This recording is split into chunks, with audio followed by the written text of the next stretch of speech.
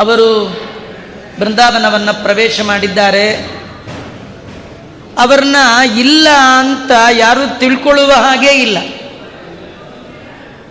ಯಾಕಂದರೆ ಸಾಮಾನ್ಯವಾಗಿ ಇರುವಾಗ ಯಾರೂ ಬೃಂದಾವನ ಆಗೋಲ್ಲ, ಇಲ್ಲ ಅಂತಾದ ಮೇಲೆ ಬೃಂದಾವನ. ಆದರೆ ರಾಯರ ಬೃಂದಾವನ ಇಲ್ಲ ಅಂತಾದ ಮೇಲೆ ಆದದ್ದಲ್ಲ. ಅಧುನಾ ನೋಡುವ ಕಣ್ಣುಳ್ಳವರಿಗೆ ಕಾಣುವ ಯೋಗಿಗಳು ಮಂತ್ರಾಲಯ ಪ್ರಭುಗಳು. ಅವರನ್ನು ನೋಡುವ ಯೋಗ್ಯತೆಯನ್ನು ಮಾತ್ರ ನಾವು ಬೆಳೆಸಿಕೊಂಡ್ರೆ ಸಾಕು.